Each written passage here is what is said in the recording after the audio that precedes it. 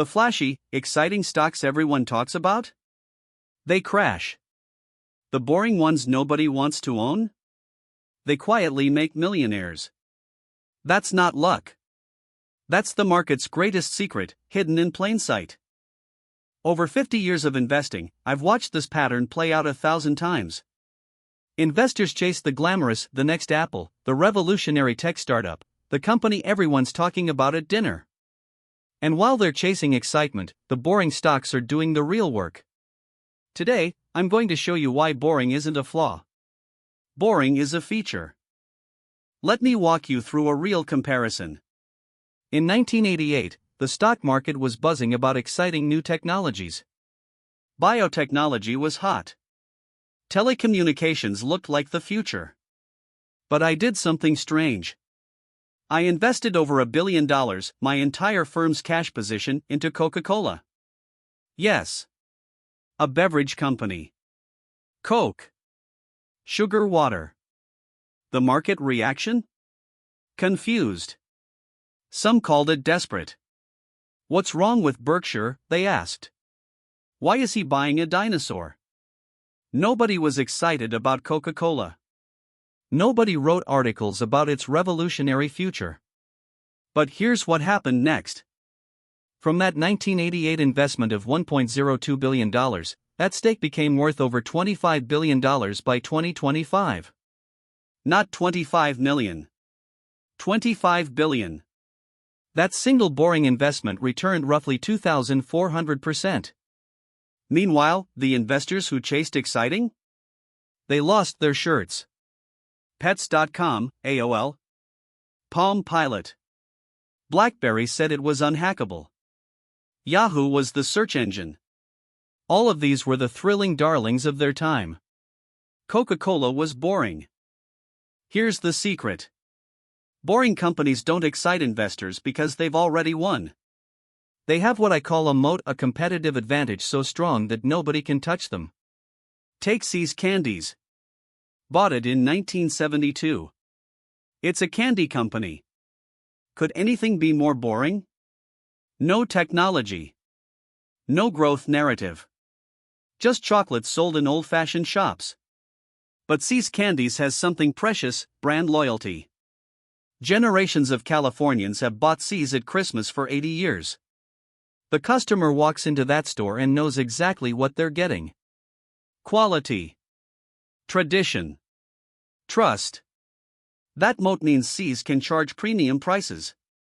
When costs go up, See's can pass them to customers because customers don't shop around. They come back for the brand. That's not glamorous. That's a cash printing machine. Compare that to an exciting startup in the same era. Glamorous supply chain automation software. Millions in venture funding. Brilliant engineers. By 1985? Bankrupt. Why? No moat. Any competitor could copy the software.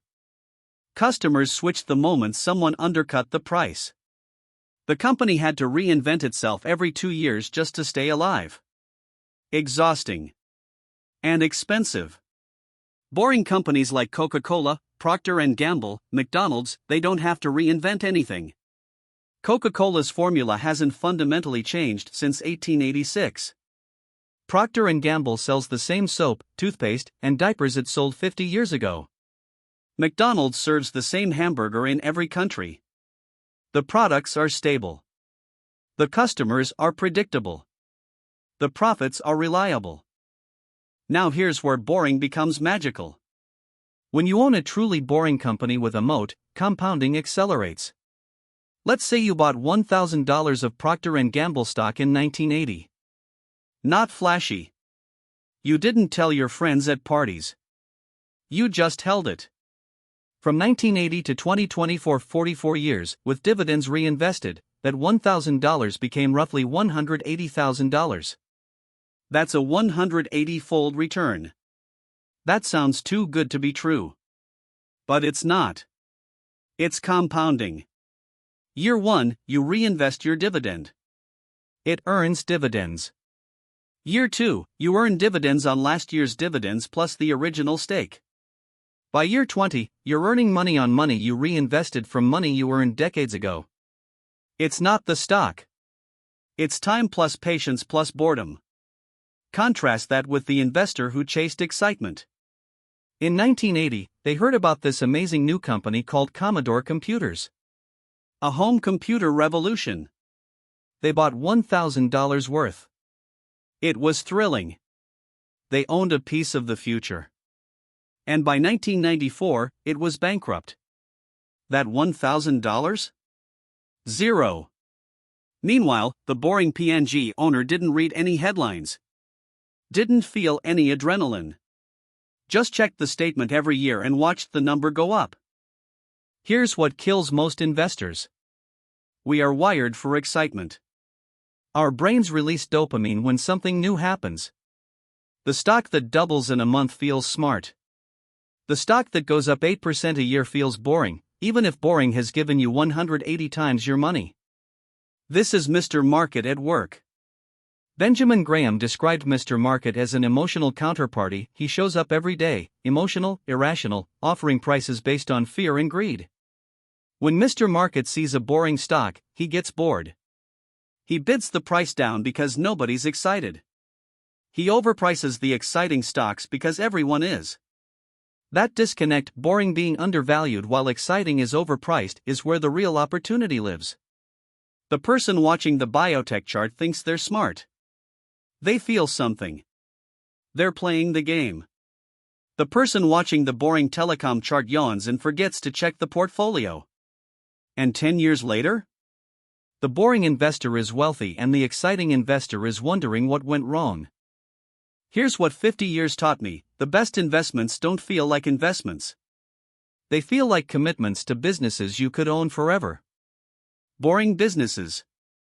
Profitable businesses. Businesses with moats. The excitement you feel when buying a stock is often a warning sign, not a green light. Real wealth comes from the opposite emotion, confidence so quiet it feels like boredom. Section 3, The Compounding Difference, 5:30 to 8:15.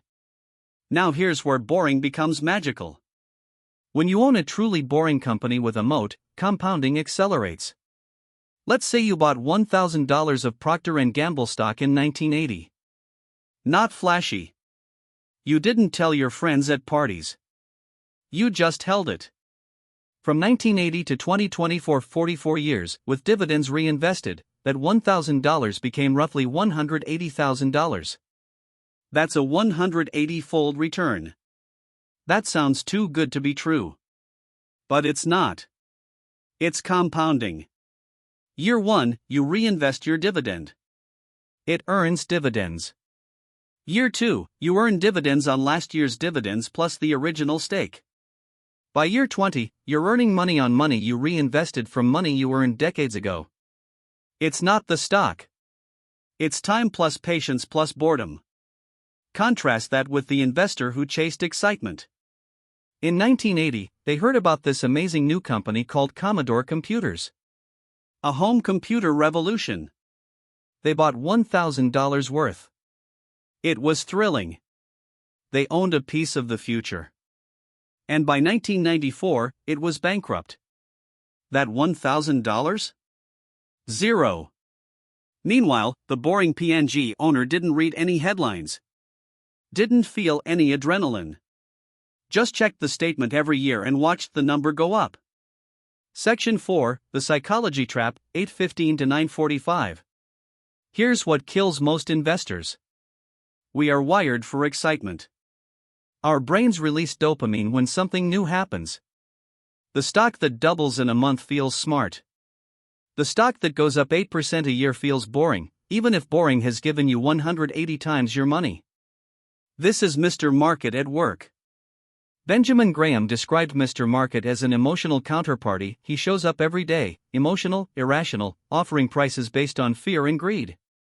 When Mr. Market sees a boring stock, he gets bored. He bids the price down because nobody's excited. He overprices the exciting stocks because everyone is. That disconnect, boring being undervalued while exciting is overpriced, is where the real opportunity lives. The person watching the biotech chart thinks they're smart. They feel something. they're playing the game. The person watching the boring telecom chart yawns and forgets to check the portfolio. And 10 years later? The boring investor is wealthy and the exciting investor is wondering what went wrong. Key takeaway, 9:45 to 10:15. Here's what 50 years taught me: the best investments don't feel like investments. They feel like commitments to businesses you could own forever. Boring businesses. Profitable businesses. Businesses with moats. The excitement you feel when buying a stock is often a warning sign, not a green light. Real wealth comes from the opposite emotion, confidence so quiet it feels like boredom. Call to action, 10:15 to 10:30. This mindset, patience with boring, skepticism toward exciting, it's what separates professional investors from everyone else. If this resonates, subscribe for daily lessons on the mental side of investing.